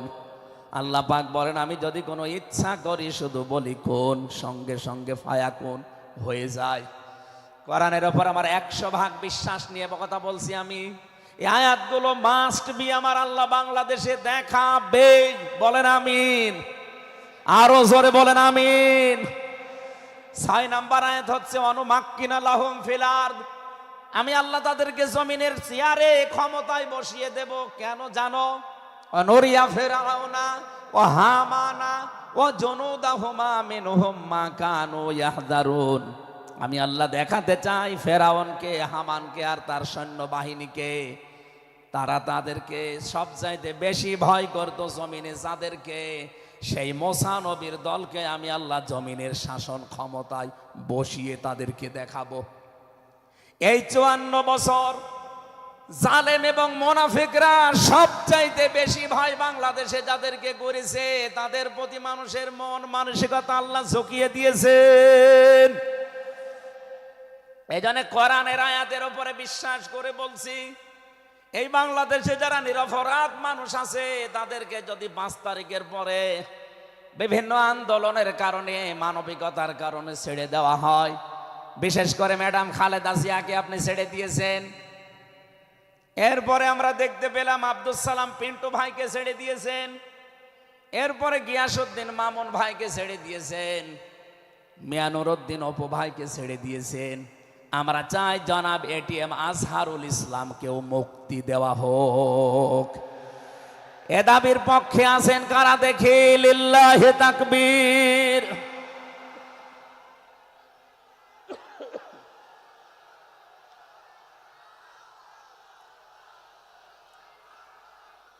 আলহামদুলিল্লাহ ভাই, আমি আয়াতটা পড়লাম এই জন্যে, 1500 বছর আগে একটা নিরপরাধ মানুষের পক্ষে দাঁড়ানোর কারণে যদি আল্লাহ এতগুলো সুসংবাদ দিতে পারে, সাকিনা নাজিল করা, সুপ্রসন্ন একেবারে নিকটবর্তী বিজয় দেওয়া, আমরা যদি আজ নিরপরাধ মানুষগুলো যারা আজ জুলুমের শিকার হয়ে 15.5 বছর 17 বছর মানবেতর জীবন যাপন করছে, আমি তো 3 বছর তার ভুক্তভোগী, 3টা বছর আমাদেরকে ফাঁসির কন্ডেম সেলের ভেতরে 24 ঘন্টা লক আপ দিয়ে রাখতেন। কি করেছিলাম আমরা? আজকে এই যে মাহফিলের 6 জন আলেমের ভেতরে আমরা 3 জনই এক জায়গায় ছিলাম জেলখানায়, আর বাকি 3 জনের ভেতরে একজন তো বাইরের দেশে, আর 2 জন আব্দুল হাই সাইফুল্লাহ, শাইখ আহমদুল্লাহ, 2 জন মুসলিম, তাদেরকেও কোরআনের কথায় দেশে 15.5 বছর আপনারা বলতে দেননি। এজন্য আমি আয়াত থেকে যেটা শিক্ষা দিতে চাই, কাটছাট কথা বলছি, বাংলাদেশে যদি আল্লাহর সাকিনা প্রশান্তি মনে এবং বাইরে আপনি দেখতে চান, সুপ্রসন্ন বিজয় যদি দেখতে চান, অবশ্যই আপনাকে নিরপরাধ যারা এখনো পর্যন্ত বিভিন্ন জায়গায় মাজলুম হয়ে আছে তাদের পক্ষ নেওয়া লাগবে। এই কথা বলুন। আল্লাহ আজকে আমাদের জীবনে 100% মেনে চলার তৌফিক দান, বলেন আমিন। এই সূরা ফাতিহা থেকে আমরা পড়েছি 29 নম্বর আয়াত। আমাদের আলোচনার বিষয় মুহাম্মদুর রাসূলুল্লাহর উম্মত কারা? রব্বুল আলামিন বলেন মুহাম্মদুর রাসূলুল্লাহ, মুহাম্মদ সাল্লাল্লাহু আলাইহি সাল্লাম আল্লাহর রাসূল। হে নবী, দুনিয়ার কেউ যদি আপনার রেসালাত স্বীকার না করে, কেউ যদি সাক্ষী না দেয়, আমি আল্লাহ নিজে সাক্ষী দিয়ে দিলাম আপনি আমার রাসূল। সুতরাং এই বাংলার জমিনে কেউ যদি নবীর আদর্শ না মানে, বিশ্ব নবীর কোনো ক্ষতি হবে না, আল্লাহরও কোনো লস নেই, যত ক্ষতি আমাদের। কথা বলেন না কেন? কোরআনের চোখ লাগিয়ে দেখতে পাচ্ছি এদেশে হাজারো মানুষ জাহান্নামে দৌড়াচ্ছে, কারণ নবী মুহাম্মদুর রাসূলুল্লাহ বাদ দিয়ে পৃথিবীতে যদি অন্য কাউকে কিয়ামত পর্যন্ত কেউ আদর্শ মেনে চলে, কোরআনের কসম দিয়ে বলছি মাস্ট বি লোকটা জাহান্নামী। এজন্য এরকম আচরণে যারা আছেন, বুঝে হোক না বুঝে হোক, আল্লাহ রাব্বুল আলামিনের পরিচয় দেওয়ার আগে আমার আল্লাহ রাসূলের পরিচয় আমাদের কাছে দিয়েছেন। রাব্বুল আলামিন বলেন কুল হুয়াল্লাহু আহাদ আল্লাহুস সামাদ লাম ইয়ালিদ ওয়া লাম ইউলাদ ওয়া লাম ইয়াকুল লাহু কুফুয়ান আহাদ। এখানে আল্লাহর একাত্মবাদের শিক্ষা দেওয়া হচ্ছে। আল্লাহ পাক বলেন হে নবী আপনি বলুন, অথচ শোনানো হচ্ছে যার কথা তার কথা তো আগে বলার দরকার ছিল। এখানে আগে রেসালাতের ঘোষণাটা দেওয়া হয়েছে, কুল, হে নবী আপনি বলুন। ও বাংলার মুসলমানেরা, ফেরাউনের জীবনী পড়ে আমি দেখেছি সে কিন্তু আল্লাহর একাত্মবাদের ঘোষণা দিয়েছিল, কিন্তু রেসালাতের ঘোষণা দেয়নি, এজন্য লোকটা ঈমান পায়নি। বাংলাদেশে বহু মানুষকে আমরা দেখতে পাচ্ছি আল্লাহর কথা বললেও বলেন আমরা কি নামাজ পড়ি না, রোজা রাখি না, আমি কি হজ করি না, দান সাদকা করি না। এগুলো সব আল্লাহর বিধান। এগুলোর পাশাপাশি আল্লাহর প্রেরিত পুরুষ যিনি আমাদের এই জামানায়, আল্লাহর প্রেরিত পুরুষ যিনি কিয়ামত পর্যন্ত, তার নাম মুহাম্মাদুর রাসূলুল্লাহ। জ্ঞানী মানুষ যারা বসে আছেন এক কথায় তারা বুঝবেন আমি জানি। আজ বিশ্ব নবীর আদর্শ বাদ দিয়ে আপনি কার আদর্শ মানেন আপনার বিবেকের কাছে প্রশ্ন করেন। এটা রাজনীতি মনে করে কেউ যদি চলে যান আপনার কপালে আগুন লাগবে, আপনারও মরণ হবে ফেরাউনের মতো। ও আল্লাহকে মেনেছিল কিন্তু রেসালাত মানে নাই। এদেশে আজ অনেকেই আল্লাহর কথা বললে নামাজ পড়ে, রোজা রাখে, হজ করে আসে, দান সাদকা করে। আরে ভাই এগুলো সবই আল্লাহর বিধান। আপনি আল্লাহকে মানেন কিন্তু তার প্রেরিত পুরুষ এই জামানায় যিনি কিয়ামত পর্যন্ত, তার নাম মুহাম্মাদুর, আবার জোরে বলেন মুহাম্মাদুর রাসূলুল্লাহ। এতক্ষণ পর্যন্ত যা বললাম আমি আশা করছি আপনি বুঝেছেন। বিশ্ব নবী বাদ দিয়ে অন্য কারো আদর্শ এই জমিনে মানা যাবে না। মানলে আপনি বুঝে মানেন, আর না বুঝে মানেন আপনি জাহান্নামী। এখন যদি মুসা আলাইহিস সালাম আসে দুনিয়ায়, যদি ঈসা নবী এখন আসে, আর আমরা কেউ যদি আল্লাহর নবী মুহাম্মদুর রাসূলুল্লাহকে বাদ দিয়ে ঈসা নবী, মুসা নবীকেও মেনে চলি, নিছক আপনি জাহান্নামী। এটা রেকর্ড হচ্ছে, সারা দুনিয়ায় যাবে। সূরা আলে ইমরানের ৮০ নম্বর আয়াত। অন্য ধর্মে যারা আছেন, ইহুদি, খ্রিস্টান, আহলে কিতাব যারা দাবি করেন, এমনকি এই মুশরিকদের ভেতরেও যারা, বৌদ্ধদের ভেতরে যারা অমুসলিম, তাদেরকে বলছি আপনারা ভুল পথে আছেন। আপনারা যাদেরকে নবী নাম বলে চলেন, যিশু বলেন, ঈসা আলাইহিস সালামকে, মুসা আলাইহিস সালামকে আপনারা যোসেফ বলে ডাকেন। আপনাদের ওই সমস্ত নবীগুলো তাওরাতে, ইনজিলে অলরেডি ঘোষণা দিয়েই গেছে যে আমাদের পরে একজন শেষ নবী আসবে, তার নাম মুহাম্মাদুর রাসূলুল্লাহ বা আহমদ। তাকে যদি তোমরা জীবদ্দশায় পেয়ে যাও, পৃথিবীর সব কিছু ছেড়ে দিয়ে তার আদর্শটা গ্রহণ করবা, নয়তো পথভ্রান্ত হয়ে, পথভ্রষ্ট হয়ে জাহান্নামে যাওয়া লাগবে। যাকে মেনে চলার দাবি করেন সেই যিশু, সেই যোসেফ, হযরত ঈসা নবী, হযরত মুসা নবী, তারাই যেহেতু ঘোষণা তাওরাতে, ইনজিলে দিয়ে দিয়েছে, হয়তো আপনাদের পুরোহিত যারা, ধর্মগুরু যারা, ঠাকুর যারা আপনাদেরকে শোনায় না। এই সত্য বিধান আপনি ইনজিলে পড়েন। আমার শেষের শব্দ ছিল ফিত তাওরাতি ওয়াল ইনজিল। এই দুইটা কিতাব আপনারা পড়ে দেখবেন, এখানে আমাদের নবী, শেষ নবীর বর্ণনা আছে ৯০৩ জায়গায়। বলেন আল্লাহু আকবার। আল্লাহ পাক প্রথম শব্দে জানাতে চেয়েছেন, হে নবী, কেউ যদি আপনাকে স্বীকার না করে, কেউ না মানে, আমি আল্লাহ নিজে ঘোষণা দিলাম, ওয়াল্লাযীনা মাআহু আশিদ্দাউ আলাল কুফফার। আপনার সঙ্গে সাথী যারা হবে, আপনার সাথে যারা থাকবে, আপনার উম্মত বলে যারা কিয়ামত পর্যন্ত দাবি করবে, তাদের ভেতরে এই গুণগুলো মাস্ট বি পাওয়া যাবে। যশোরবাসী, এবার আপনাদের জন্য আপনি মিলান তো, এই আয়াতটা নিজের জীবনে আছে কিনা। ওয়াল্লাযীনা, আর যারা, মাআহু, আপনার সঙ্গে থাকবে, আশিদ্দাউ আলাল কুফফার, তারা কাফেরদের প্রতি বজ্রকণ্ঠ হবে। কালকে মাওলানা মামুনুল হক, আমি ছিলাম কালকে চট্টগ্রামের ফেনীতে, একটু লাইভ দেখেছি। উনি কিন্তু শেষের দিকে এটা জানিয়েছেন, ওঠো, বজ্রমুঠি করো, ঘোষণা দাও। এ কথা বলেনি? এই কথা বলেন না কেন? ওনার এইটাই সামারাইজ, আশিদ্দাউ আলাল কুফফার, কাফেরদের প্রতি কঠোর হওয়া লাগবে, সেই সময় এখন অলরেডি চলছে। প্রতিবেশী নামে আমাদের যারা আছে, যেহেতু প্রতিবেশী পাল্টানো যায় না, এজন্য আমরা বেশি কিছু বলছি না। আমরা আশা করব যে প্রতিবেশীর চরিত্র পাল্টাবে।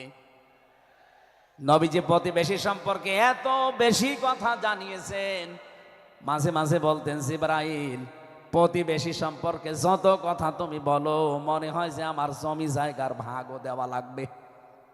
যেহেতু এত দামি জিনিস প্রতিবেশী, এত গুরুত্বপূর্ণ, আপনাদেরকে তো আমরা আর পাল্টাতে পারবো না, আমাদের জমির সাথে আপনাদের জমি। এই জন্য বলছে আপনারা চরিত্র পাল্টাবেন। আপনি মাইক্রোসফট, ভয়েস অফ আমেরিকা, এগুলো সব খ্রিস্টানরা, ইহুদিরা চালায়। তারা আজ তামাম দুনিয়ার 257টা রাষ্ট্রে কিন্তু অলরেডি জানিয়ে দিয়েছে বিশ্বে সবচাইতে বেশি মিথ্যা কথা বলা হয় ভারতে। পৃথিবীর 257টা রাষ্ট্রের ভেতরে সবচাইতে বেশি সংখ্যালঘুরা নিরাপত্তার সহিত বাস করে বাংলাদেশে। অথচ এই দুইটা এতদিন, 54 বছর আমরা স্বাধীন হয়েছি, 54টা বছরে আমাদের পেছনে এই মিথ্যা দুইটা তথ্যই প্রতিবেশীরা ছড়িয়েছে। সারা দুনিয়ার মোড়লদেরকে বলতো যে বাংলাদেশে সংখ্যালঘু নির্যাতন হয়। এদেশের গোবিন্দ পরামানিক, কুমার কি সেন যেন কয়েকজন মিলে তারা বিবৃতি অলরেডি মাঝে মাঝাই দিচ্ছে যে আগস্টের 5 তারিখের পর থেকে বাংলাদেশে আমরা সবচাইতে বেশি নিরাপত্তায় আছি সংখ্যালঘুরা। এখনো তো কোরআনে কারিম এই দেশে কায়েম হয়নি। আমি কোরআনের এই অনুষ্ঠান থেকে আপনাদেরকে গ্যারান্টি দিতে পারি, আল্লাহর কসম, কোরআনে কারিম যদি এদেশের রাষ্ট্রীয় ক্ষমতায় চলে আসে, বাংলাদেশের সবচাইতে বেশি নিরাপদে থাকবে সংখ্যালঘুরা। একজন মুসলমানের মাথায় যদি কেউ আঘাত করে, একটা গুনাহ হবে। একটা অমুসলিমের গায়ে যদি কেউ আঘাত করে, ডবল গুনাহ হবে।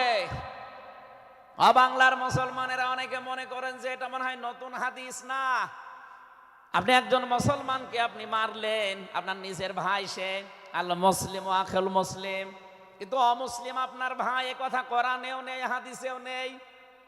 কে কথা বলেন এখন? 3টা বিষয় যদি কারো ভেতরে পান, সে যেই হোক। 1 নম্বরে কেউ যদি আমার কেবলাকে কেবলা মনে করে, ফাহুয়া আখি, সে আমার ভাই।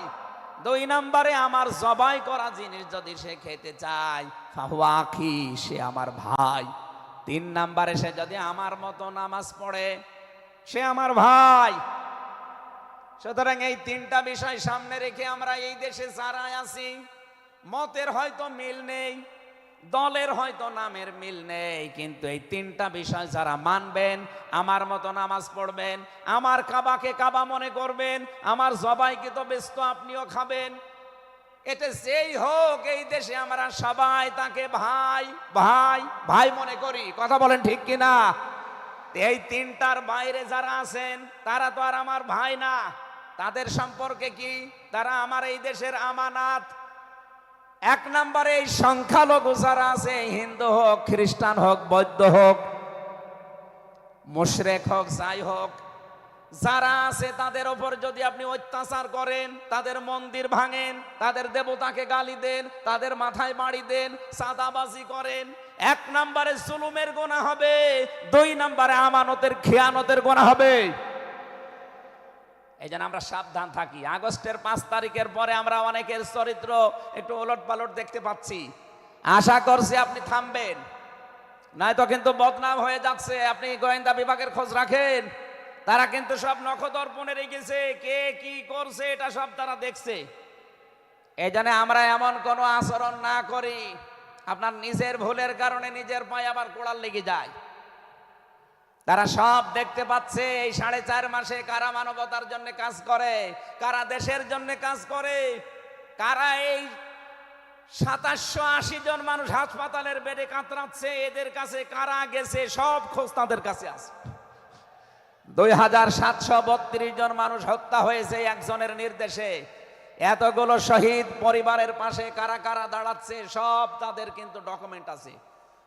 এই জন্য আপনি মনে করছেন আমি ডুবে ডুবে জল খাবো, ঘোলা পানিতে মাছ শিকার করব, কেউ কিছু টের পাবে না, কখনো না। সব তাদের আয়ত্তের ভেতরে আছে।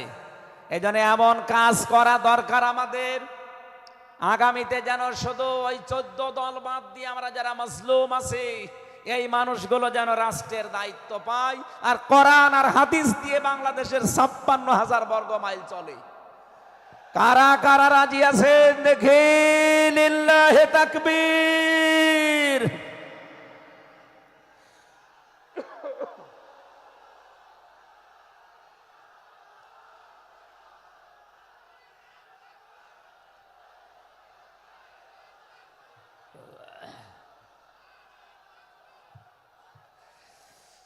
আমার ভাইরা, এবার আমি মূল কথায় যাচ্ছি। মুহাম্মদ রাসূলুল্লাহর উম্মত হতে হলে আমাদেরকে বজ্রমুষ্টি হওয়া লাগবে, ঐক্যবদ্ধ হওয়া লাগবে। যারা নবীর উম্মত, কাফের যারা, তাদের বিরুদ্ধে। আমি কাফেরের পরিচয় সে প্রথমে দিয়েছি। যে মানুষগুলো কোরআনে কারিমে বাধা দেয়, কোরআনের শিক্ষায়, কোরআনের প্রচারে, কোরআনের প্রসারে, কোরআন কায়েমে যারাই বাংলাদেশে বাধা দেবে, তার নাম আব্দুল আলিম হতে পারে কে কাফের। এদের বিরুদ্ধে কঠোর হওয়া লাগবে আপনাকে। আমি আবার বোঝার জন্য বলছি, নাম হয়তো আপনার আল্লাহর নাম আপনি নিয়েছেন আব্দুল আলিম, আব্দুল খালেক, কিন্তু আপনার কাজ যদি কোরআন প্রচারে বাধা দেওয়া হয়, ডাইরেক্ট ইনডাইরেক্ট, অবশ্যই আপনি বুঝতে পেরেছেন আমি কি বলছি। আপনি কিন্তু আর সাধারণ মানুষ নেই, আপনি মুনাফিকও নেই, আপনি মুসলমানও নেই, আপনি কাফের হয়ে গেছেন। আল্লাহ আমাদের হেফাজত করুন, বলেন আমিন। কাফেরদের যত অনুষ্ঠান আছে সেখানেও কড়াকড়ি করা লাগবে আপনাকে। কে বলেছে ধর্ম যার যার উৎসব সবার? এটা কুফরি কথা।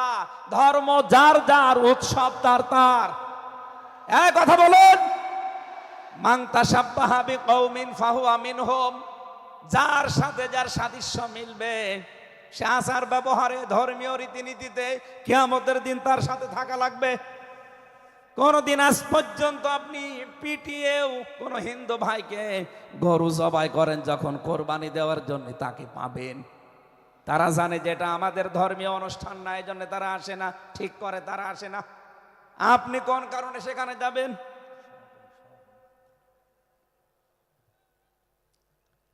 রোহামা ও বাইনাহুম। দ্বিতীয় নম্বরে আমরা পেয়েছি নিজেদের ভেতরে মহব্বত, ভালোবাসা, সম্প্রীতি, মায়া, মমতা, এটা নিজেদের ভেতরে বাড়ানো লাগবে। আপনি নবীর উম্মত হতে চান, অথচ এটা নিজেদের ভেতরে আরো দূরত্ব তৈরি করেন না। এটা নিজেদের ভেতরে আরো স্যাক্রিফাইস করে হোক, ডাকাডাকি করে হোক, নিজেদের ভেতরে এটা তৈরি করা লাগবে আরো বেশি। তার অহমরুকাং সজ্জাদা। হে নবী, আপনার উম্মত যারা, আপনার সাথে যারা আছে, তাদেরকে দেখতে পাবেন আল্লাহর সন্তুষ্টি এবং অনুগ্রহ তালাশ করার জন্যে।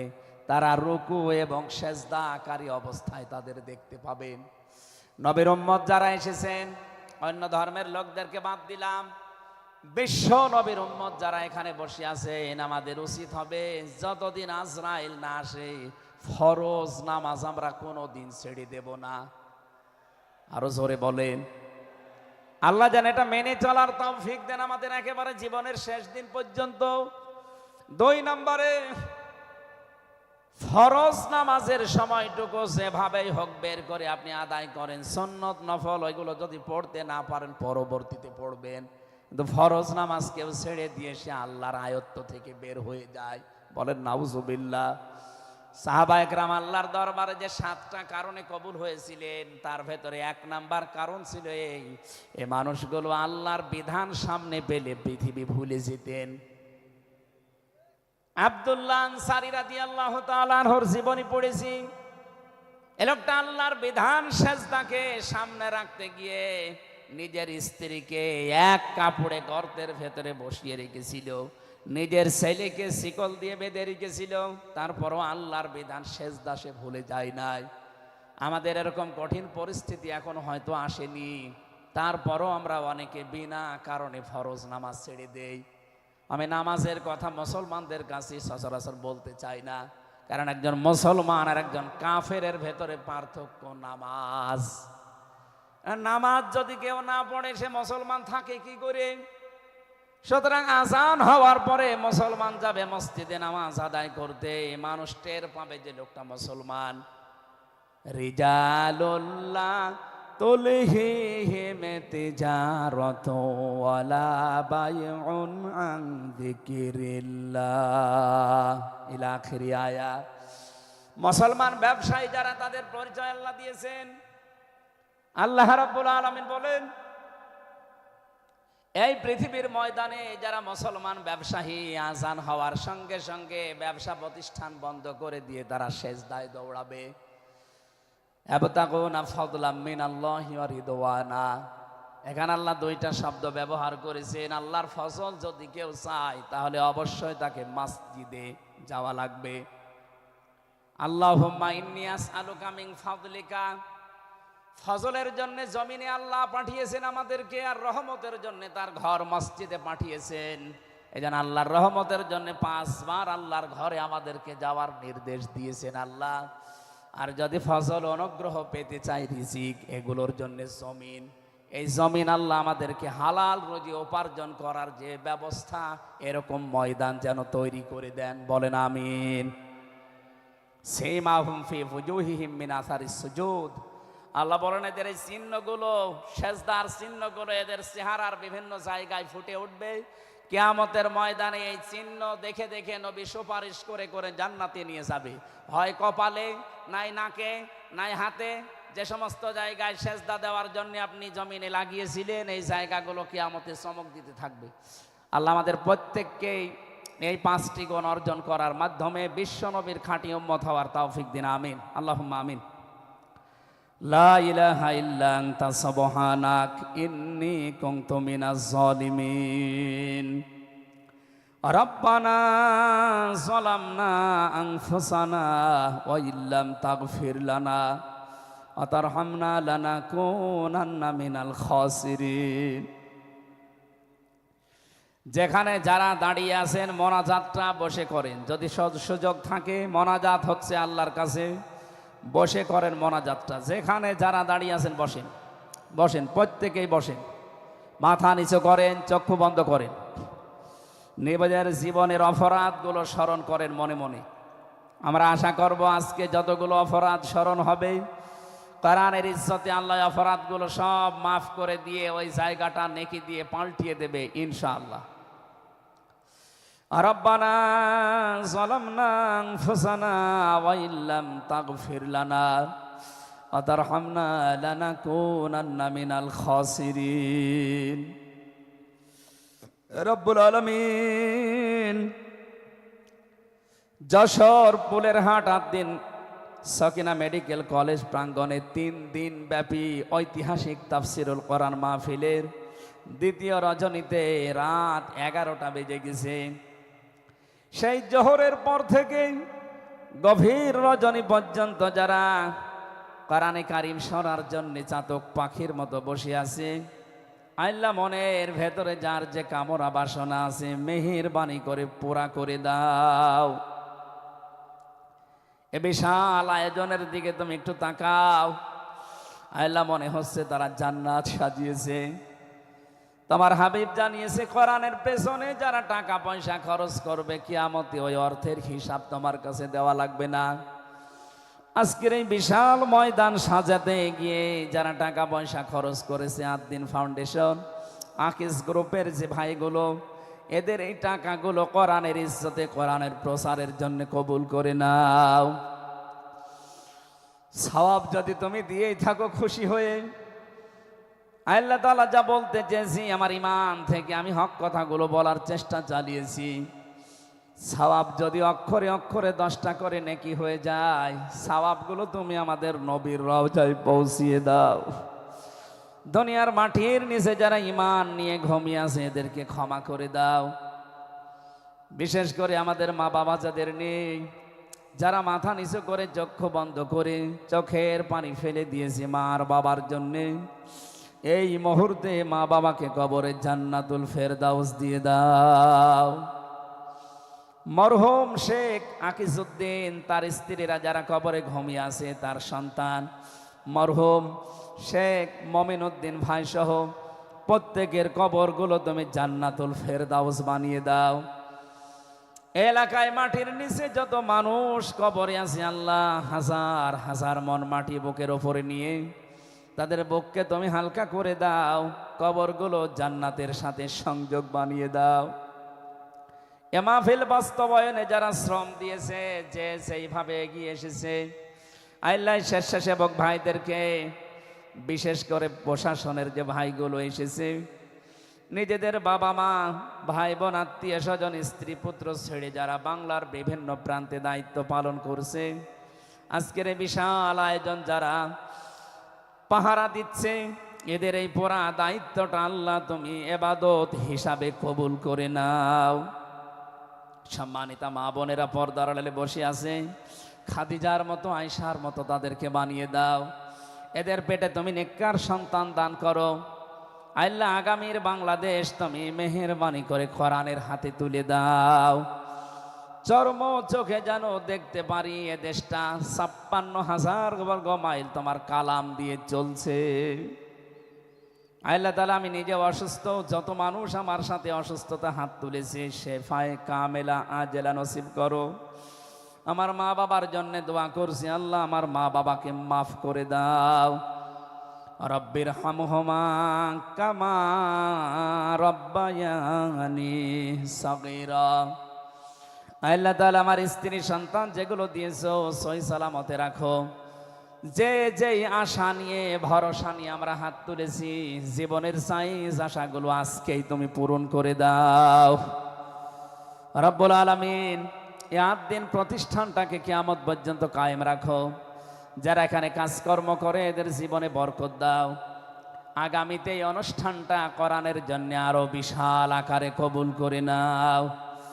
বড় ভাই কবির বিন সামাদ, আমিরুল মুমিনিন মানিক সহ যত পরিচালক এখানে কাজ করছে উপস্থাপনায়, প্রত্যেকের জীবন কবুল করো আল্লাহ তাআলা। আগামীতে যিনি আসবেন ডক্টর মিজানুর রহমান আজহারি ভাই, শাইখ আহমদুল্লাহ সহ কোরআনের সঠিক কথাগুলো তাদের জবান থেকে বের করে দিও।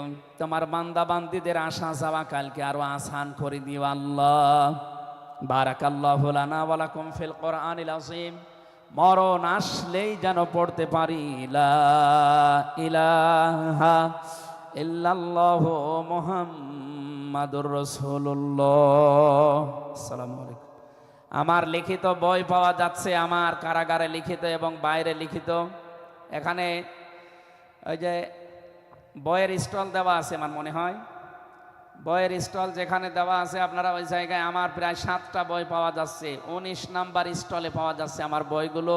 নামাজ আদায় পদ্ধতি, ঈমান আনার পদ্ধতি, কোন আমলে কোন জান্নাত, কোন আমলে কোন জাহান্নাম সহ আরো অন্যান্য বইগুলো আপনারা আশা করছি ওখান থেকে নেবেন। 19 নাম্বার স্টলে আছে, 50% ছাড় দিয়েছে, নিয়ে যান। আসসালামু আলাইকুম ওয়া রাহমাতুল্লাহ।